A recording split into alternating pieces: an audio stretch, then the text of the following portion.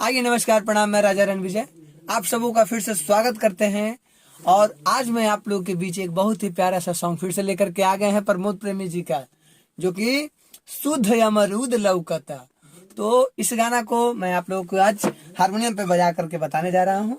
और सबसे पहले इसकी जो ओरिजिनल स्केल है, ओरिजिनल स्केल इसका है डी मेजर, ठीक है। लेकिन हम इसको हाफ नोट कम करते हैं क्योंकि प्रमोद प्रेमी का स्केल काफी ऊंचा है और गाने में माथा दर्द लगता है। तो आइए मैं थोड़ा सा हाफ नोट कम करके बता रहा हूँ, ठीक है ना। स्केल है आपका सी मेजर, ओरिजिनल था डी मेजर से, लेकिन हम लोग आज बजा रहे हैं सी शार्प मेजर से, ठीक है।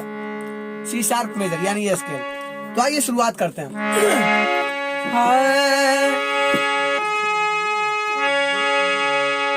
अरे फैशन के मार भइल ओढ़ाने फरार भइल, नाई नवेली सके रहना बेकार भइल। फिर से इसको, फैशन के मार भइल ओढ़ाने फरार भइल, नाई नवेली सके रहना बेकार भइल। उसके बाद आगे वाला लाइन कि तोपे वाला चीज अब खुद लौकता, तोपे वाला चीज अब खुद लौकता। ए हो चला संभार के सुनर को भौजी, शुद्ध अमरूद लौकता।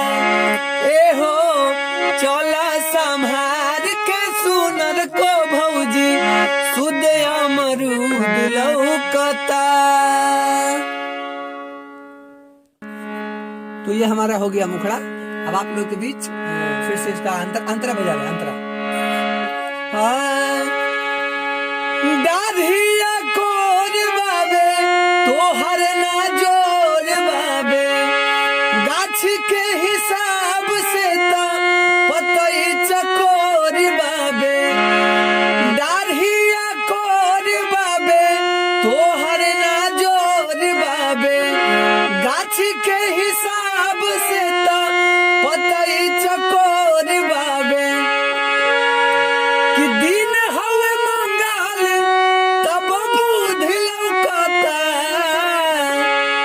दिन हवे मंगल तब बुध लौकता। चला संभार के सुनर को भौजी, शुद्ध अमरूद लौकता। ए हो चला संभार के सुनर को भौजी, शुद्ध अमरूद लौकता। बहुत बहुत धन्यवाद आप लोगों के लिए। मैं शुद्ध अमरूद बजा दिया हूँ। इसके बाद आप लोग कमेंट करें जो भी सॉन्ग को चाहते हैं, ठीक है। और मेरे चैनल को जरूर सब्सक्राइब करें, मेरे वीडियो को लाइक